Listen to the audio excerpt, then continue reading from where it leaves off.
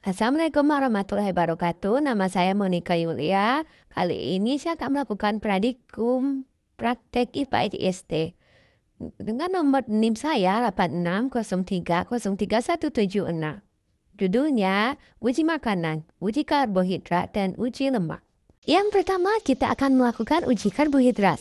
Alat dan bahan yang kita butuhkan yaitu ada betadin, kemudian 1 sendok tepung terigu, 1 iris tahu putih, 1 sendok margarin, 1 iris kentang, 1 buah biskuit, dan 1 potong putih telur rebus, kemudian 1 sendok gula pasir, 1 potong apel, nasi secukupnya, serta 1 iris pisang.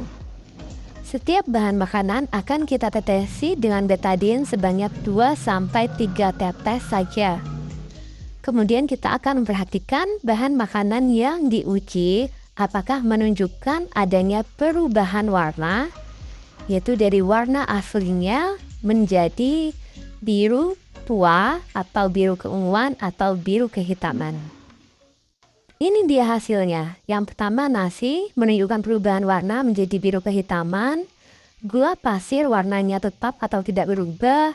Kemudian apel juga warnanya tidak berubah. Sedangkan pisang warnanya menjadi ungu kebiruan. Kemudian biskuit menjadi biru kehitaman. Sedangkan kentang menjadi biru tua. Putih telur warnanya tetap atau tidak berubah. Kemudian tahu putih juga tidak menunjukkan perubahan warna, sedangkan tepung terigu menjadi warna biru kehitaman, dan yang terakhir margarin tidak menunjukkan perubahan warna. Berikut adalah tabel hasil pengamatan uji karbohidrat pada makanan. Kesimpulannya adalah kandungan zat makanan atau karbohidrat dalam suatu bahan makanan dapat diidentifikasi melalui sebuah pengujian menggunakan larutan betadin. Hasil pengujian akan menunjukkan perubahan warna pada bahan makanan yang telah ditetesi betadin menjadi biru tua, biru keunguan, hingga biru kehitaman. Semakin pekat warna birunya, semakin tinggi kandungan karbohidrat pada makanan tersebut. Berdasarkan pengamatan di atas, kandungan karbohidrat terdapat dalam pisang, nasi, biskuit, tepung terigu, dan kentang. Selanjutnya praktikum yang kedua yaitu uji lemak pada bahan makanan. Alat dan bahan yang kita butuhkan dalam praktikum ini yang pertama 2 buah piring, kemudian pipet sebanyak 5 buah, kertas coklat sampul buku ukuran 10 x 10 cm sebanyak 12 lembar, lampu senter 1 buah, kemiri 3-4 butir, margarin yang sudah dicairkan, wortel 1 buah, seledri 1 tangkai, biji jagung kering sekitar 1 genggam, singkong kering 1 iris, kacang tanah yang sudah dikupas kering, pepaya 1 potong kecil, santan 1-3 sendok teh, minyak goreng 5 ml, susu 1-3 sendok teh, dan air 5 ml. Kemudian kita ambil pipet, isap air dengan pipet dan teteskan di salah satu kertas coklat yang sudah kita beri nama dengan air. Yang kedua, kita ambil pipet yang lain, kita isap minyak dengan pipet dan teteskan di atas kertas coklat yang sudah diberi nama minyak. Setelah membiarkannya selama 10 menit, kita akan memeriksa keduanya dengan menghadap cahaya. Ternyata kertas yang ditetesi minyak, dia akan meninggalkan bekas minyak. Sedangkan kertas yang ditetesi air tidak akan meninggalkan noda bekas sama sekali. Kedua kertas tersebutlah yang akan dijadikan sebagai pembanding dalam pengujian bahan makanan mana yang mengandung minyak atau tidak. Selanjutnya kita akan menguji bahan makanan tadi. Yang pertama kita oleskan kemiri di atas kertas sampul coklat. Kita ulangi sampai beberapa kali.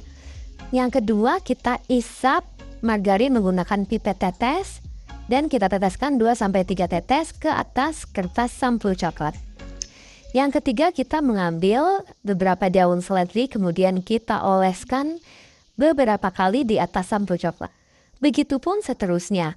Untuk bahan makanan yang padat kita oleskan saja di atas kertas sampul coklat, sedangkan bahan makanan yang cair akan kita isap menggunakan pipet tetes dan kita teteskan 2-3 tetes di atas kertas sampul coklat.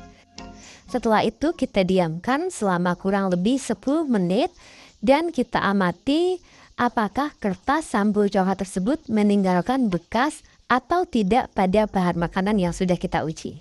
Jika sudah 10 menit, kita akan mengecek kondisi kertas tersebut menggunakan bantuan senter.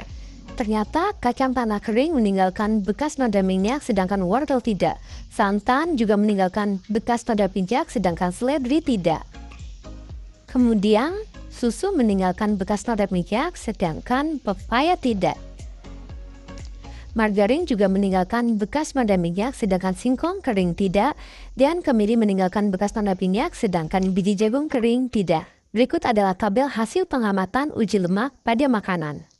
Kesimpulan hasil praktikum kali ini adalah kandungan zat makanan, salah satunya lemak, pada sebuah bahan makanan dapat diidentifikasi keberadaannya menggunakan sebuah pengujian sederhana, yaitu dengan menggosokkan bahan makanan padat atau meneteskan bahan makanan cair ke permukaan kertas coklat sampul buku. Bahan makanan yang mengandung lemak akan meninggalkan bekas noda minyak pada kertas, sedangkan bahan makanan yang tidak mengandung lemak tidak akan meninggalkan bekas noda. Berdasarkan hasil pengujian di atas, kemiri, margarin, kacang tanah kering, santan, dan susu merupakan bahan makanan yang mengandung lemak.